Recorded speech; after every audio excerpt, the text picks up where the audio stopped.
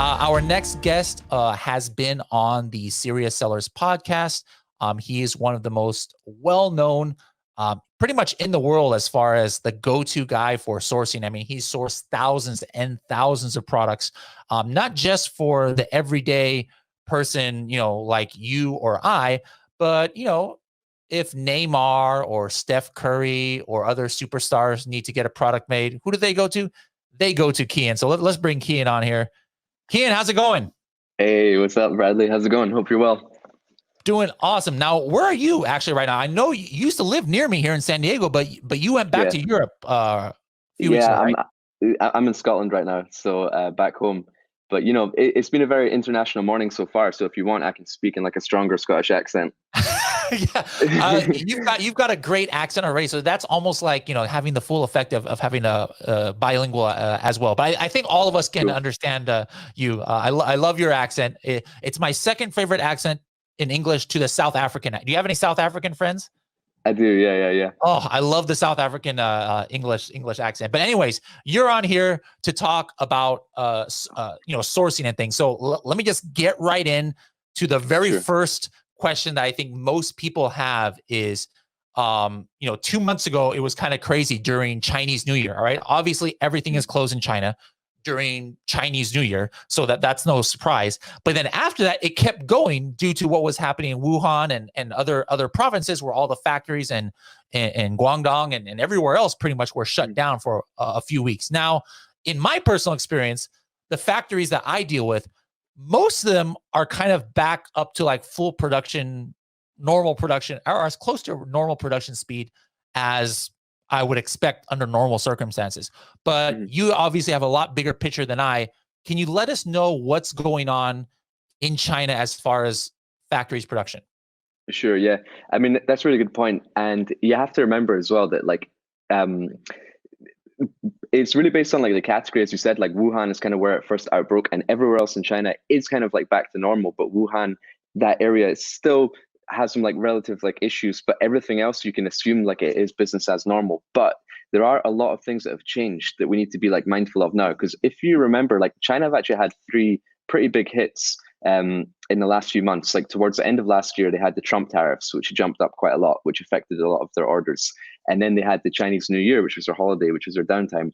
And then during the Chinese New Year, they had the coronavirus, but there was also like a double effect because remember, the coronavirus was in China for about a month or 45 days before it hit the rest of the world. So their factories were like downturn in that time. And then when they started to get their thing, get back together, like then the coronavirus happened in the rest of the world and it affected our orders. So they've had like quite a few, several different impacts. But what we can do about it right now is that I think at a time like this, over communication is really important with your factories. Just to first of all, check, is everything okay? Is everything back to normal?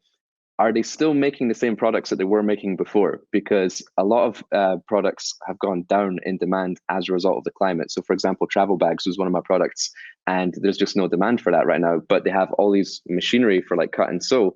But to make a mask is also the same skill set as to make a bag because it's just cut and sew. But there's a global demand for masks where we can't get enough. So a lot of my bag factories have reached out to me to say, hey, we're making masks now. And that makes sense. The production lines are full. So if you don't just assume that it's business as normal, like things have changed. So whatever it is you're doing, depending on the category, definitely get in touch with them. And then also consider like, is that product particularly in demand right now because of our climate? Because if it's in low demand and they can't pivot into other products, they may lose some of their workers because they don't want to like pay all their workers just to sit there and do nothing. And those workers will go to other areas where there is a lot of demand. So that's the other thing you want to ask is, can they still produce to the same capacity that they were producing before? Because you might assume that you can just get the same lead times as you were getting before. And then what's interesting is that like there might be some opportunity here as well, because remember, like when coronavirus first broke out in China, a lot of people thought it was only going to be in China. So they just started rushing and placing their orders just to try and get stuff out fast before the country shut down, not realizing it was going to come and hit the rest of the world. And then when it hit the rest of the world and our demand came down in this part, then people started canceling their orders. So they had a big surge of orders and a rush of cancellation of orders. So as a result, they may be holding on to a lot of stock of canceled orders that they have produced for other people. So you might be able to pick up some products on the cheap. And again, it's like over communication that you'll find out these sort of things. Awesome. Like that's I think hopefully you kind of ease the worries of a lot of people, because some people are going to the extreme and like, oh, it'd be impossible to source from China now, and then other people were saying things like, oh no, all products from China right now are being stopped at the U.S. border, or something like that, which was untrue. So it's good to know about some of those things. Now, some people are asking about shipments. We're going to have somebody on who's going to talk about shipping and logistics, because that's like a whole conversation in itself. There Sure. are still some big issues happening with at least air shipping, as far as from China go. Now, Kian, tell us really quick. Let's take a step back. Why should we even be listening to you about sourcing? I know your reputation, but we have over 1,000 live viewers right now, so there's some people who might not have heard your podcast. What's a brief, quick history of your experience with sourcing? Cool. What's up, guys? Nice to meet you. So I've been living and working in China for the past 10 years. And in that time, I've manufactured over 2,500 products, visited over 20 Canton fairs, and visited over 500 factories. And that's led me to working with brands such as the NBA, United Nations, Ministry of Defense, as well as a lot of big box retailers in the UK, Europe, and USA. And then also helping Amazon private label sellers as well. I've got an office in China. And then, as you said earlier in the show, I do work with NBA players directly as well. And then with athletes like Neymar as well. So, I mean, like, product development and manufacturing is what I love. Is why I spend so much time in China. And it's not only just like buying products, it's actually developing products as well. So yeah, this is the longest period of time in the last sort of 10 years that I've not been in China due to the virus. Supposed to be there right now during the Canton Fair. But something very interesting is that, I don't know if you guys have heard, that the Canton Fair is going online for the first time in June. So initially they were going to postpone the Canton Fair, then cancel it. And now they said, all right, it's going to go online. And that's going to be in the middle of June. And that's going to be very, very interesting, because from people that I've talked to over there. How's that going to work? Yeah, that's what I was thinking. But they've basically, you can approach all the booths in the Canton Fair, and each exhibitor is allowed to display photos, videos, 3D videos, and also VR. So there's going to be some sort of virtual reality in there as well, where you can actually go into the booth and see things. And then you can also book calls with the exhibitors as well. So you can still get your one-to-one FaceTime during the fair. But it really opens up the playing field, because anyone who goes to the Canton Fair has got a massive advantage, because they're getting to meet the manufacturers, like build real relationships, touch and feel the products, see all the competitors. And remember, a lot of the factories which are in the Canton Fair are ones that don't necessarily put their products on Alibaba, because these are the very good factories that their production lines are always full, because they're that good. And because they're always full, they don't need to advertise their services on Alibaba. And it's like, if you go to China and if you go to the Canton Fair, you have the advantage of doing business with the best factories. But now with that being online, it opens up the playing field to everyone. So they're going to get a lot more inquiries, and these sort of factories, which are only limited to certain people who go there, is now available to everyone. So I'm going to, as soon as they release more information, I'm going to be making a video on how to best navigate through the online virtual Canton Fair, which will be middle of June. That just boggles my mind, like how that's going to work. Yeah. It's kind of amazing what technology allows us to do. But we're going to go ahead and open it up to more questions now. So if you have a question about sourcing in China, about factories, about how to negotiate with suppliers, about inspections. I mean, Kian knows all of this stuff, plus a lot more. How to travel around the world in private jets. I mean, Kian knows everything how to do. So is Neymar nice in person? I mean, ask anything that you want here. Let's see here. Okay, let me see if there's questions here. By the way, one important thing I do need to add is, this is a time where you need to be very, very careful when making payments to your factories, because remember, like some of our businesses are in trouble because of a lack of demand. Well, if your factory is also hit with a lack of orders as well, they could be in trouble as well. So if it's a factory that you've had a long-term relationship with, fine, you can do payments as normal. But if you're placing your first order to a supplier, that some people may be doing because they're just sort of learning Amazon as a result of spending all this time at home, don't be placing like large payments to factories that you've never done business before without doing proper checks. So if you're using Alibaba, make sure you use trade assurance. If you're not using Alibaba, maybe use a letter of credit. And for people who have long-term relationships with their existing factories, now might be a good opportunity to ask for credit on your order. because you might say like, hey, things are like a little bit rough over here. Could you maybe lend us some support? Could you give us 30 days credit? And if they're a strong and powerful factory, this is well within their means, and they're able to do that for you. So you can also take advantage of this time as well. Excellent, excellent. Here we go. This is from Khan. I think he's talking about like the factories, like Chinese. A lot of people have this question, like if I give my design to a factory, or if I do a private label with a factory, like what kind of protection, like how many % of these factories might turn around and maybe sell your product to somebody else? I wouldn't worry about it too much, because like from my experience, what I've seen with people is that like they're very, very protective of their product, like it's their baby, and they almost like love their product too much, and then they think that everyone wants to copy it, when in actual fact, like you can, the best way to protect yourself, my best advice would be that if there's something unique about your product and you want to protect it, then just register it in the markets that you're selling it in, like trademark it, patent it, design register it, whatever it may be, just so that if anyone ever does copy your product, then you can take them off sale. But if there's nothing that unique about your product, then you don't need to be like registering it. And here's the other thing, like I've had my products copied before as well, but I'm like a constant innovator in that by the time I've got my product to market, I'm already working on the next iteration. So by the time someone copies it and brings their version to market, I've already brought out the improved version. So don't just think that you can do a product and just sit on it. You should always be constantly improving. And again, that's down to having a good relationship with your manufacturer, just by asking them, what are you guys working on? Because as we constantly develop products, so do the manufacturers. So you also want to like learn from them what they've got in the pipeline, and you only get that if you have a bit of relationship with them. But yeah, you can just register your products. You can also you can also sign an NDA or an NNN. But I don't like getting factories to sign those documents, because you're showing a lack of trust. You're like, hey, go and manufacture my products, but I don't trust you, so I need you to sign this document. Whereas a lot of the best things in terms of doing business with China is the relationships that you build, and the relationships are built on trust. Okay, cool. Real quick, looks like we got a lot of live on YouTube. We got 600 live on YouTube and 300 live on Facebook. Regardless of where you're watching this, if you're finding this information valuable, you think others might be interested, we're going to be on this broadcast live all day. Share this right now on your timeline. It should be all public. Share it right now on your timeline. Tag Kian, tag myself, share it in Instagram, take a picture of you watching it right now. Give us a couple shares, give us a like, or give us a thumbs up right now. I haven't even asked for that. I forgot about that.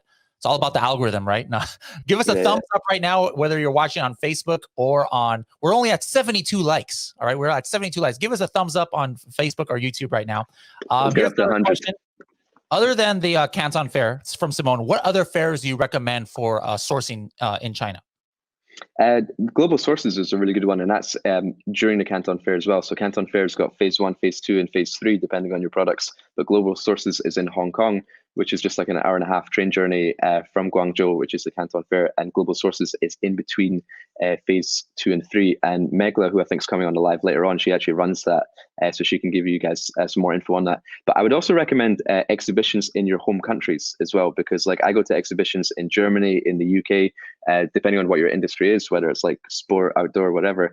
And you have like the big brands there, but you also have a hall for the manufacturers as well. So quite often I've gone to, even in like Salt Lake City in the US, that's a big exhibition center that they have for loads of different events. Whatever category that you're into, look for your local conferences as well, and you'll find manufacturers there. And another hack, if you can't attend those trade fairs, look them up online, because they have a list of the exhibitors, and you'll find the factories' names there in the list of exhibitors, and just contact them. Okay, excellent, excellent. I'm not sure which one, Marie. I think Marie was asking about the original, the online Canton Fair. Anybody can go to that one, right? Yes. So if you've been to a Canton Fair before, you'll have a badge and a badge number. So that should just register you for the current one. But if you've never been to a Canton Fair before, you'll have to register. And people have been asking me, how much does it cost? But it's free.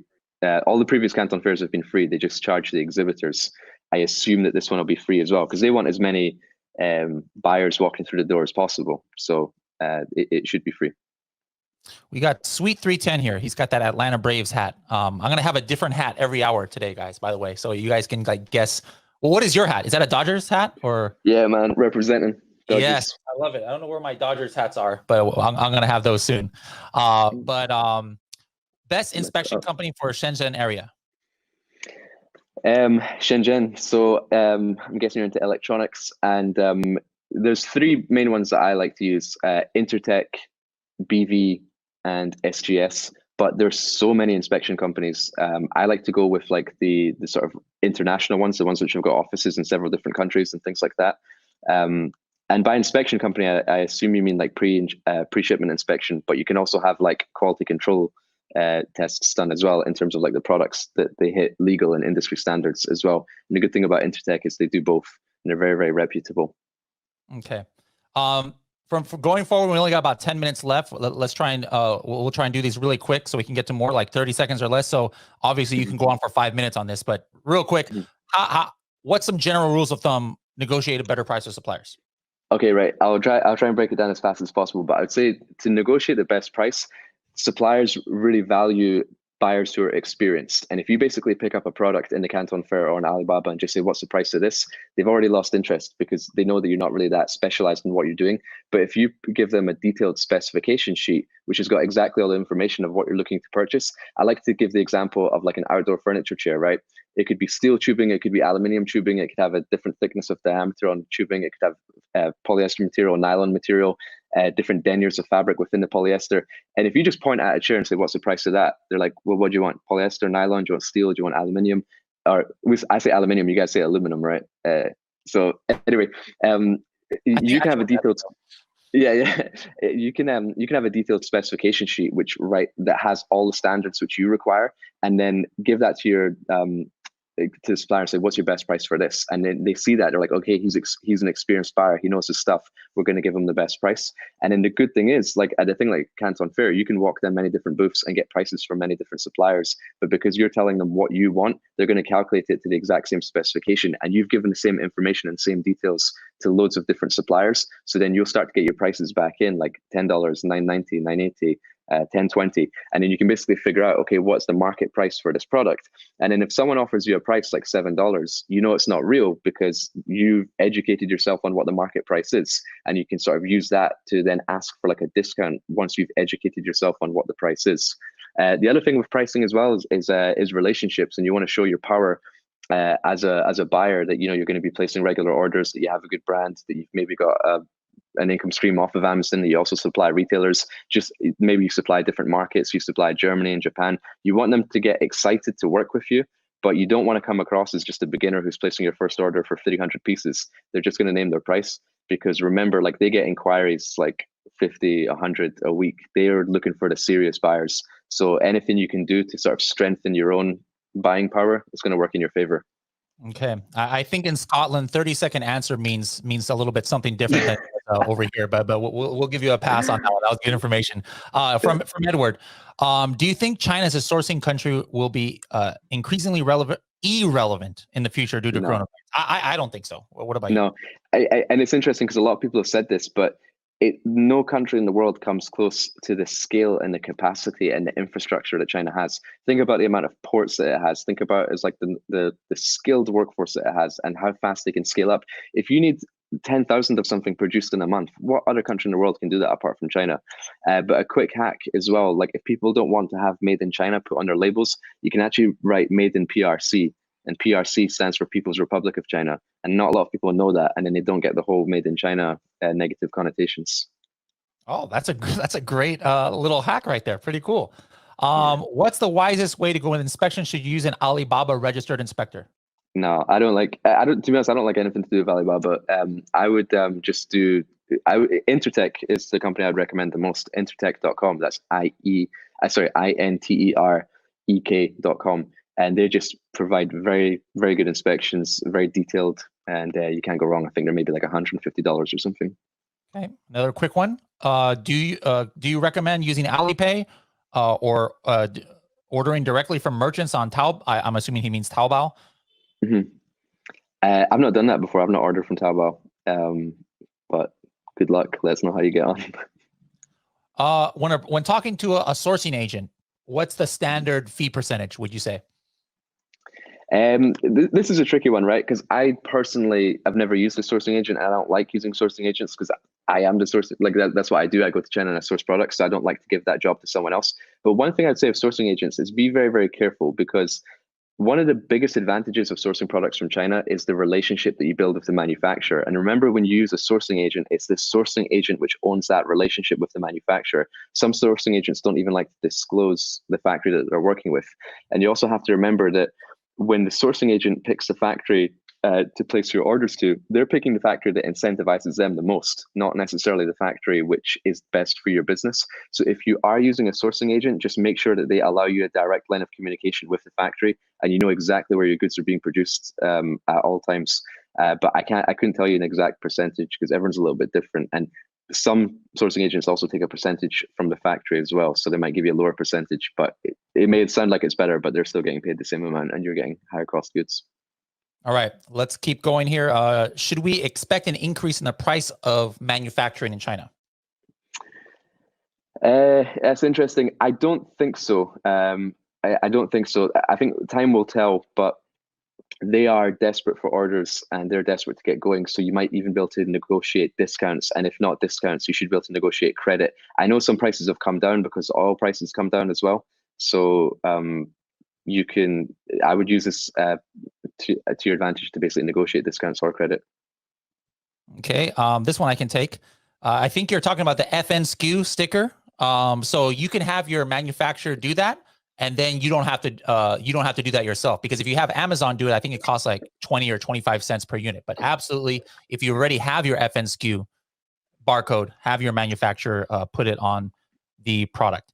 What about paying with credit card for payment? It's very, very few, if any, manufacturers accept like American credit cards to pay for product, right, Kian? Mm-hmm.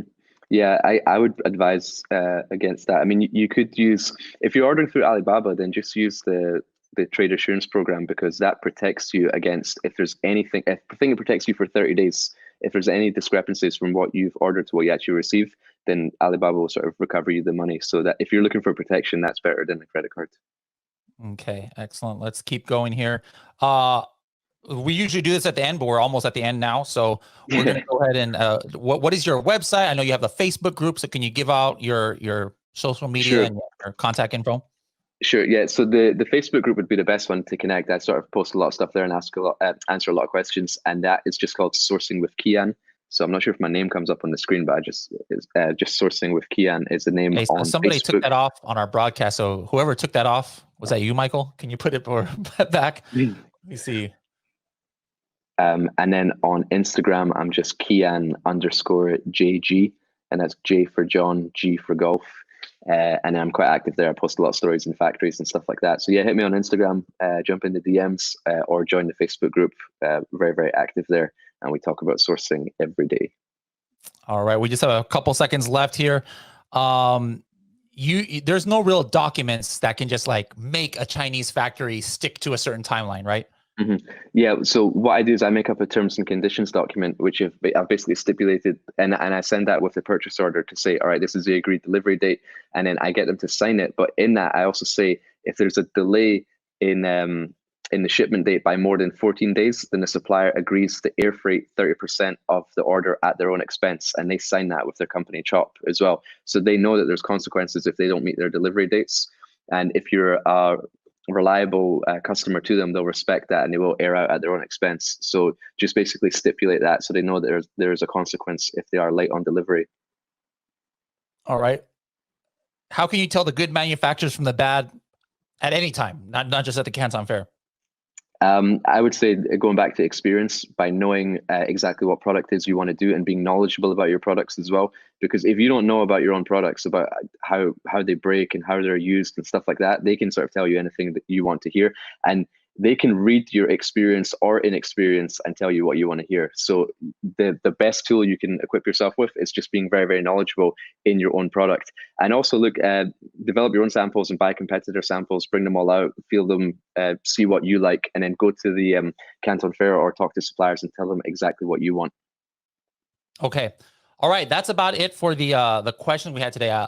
I love whenever I interview Kian, because he's one of the few people who talks as fast as me, so we can get like double the amount of information in here, other than my stuttering, obviously, as you guys can see. But again, which way am I pointing? Sourcing with Kian, you guys can see it there. right there, Sourcing with Kian. So check him out on Facebook and give him a shout out. Take it throughout this, guys. This would be kind of cool. Take a picture if you're watching this, like on your phone, and then tag me. I'll give you my Instagram handle in the next thing. We're going to talk about social media, and tag Kian. Kian's pretty much a social media influencer himself with millions of followers.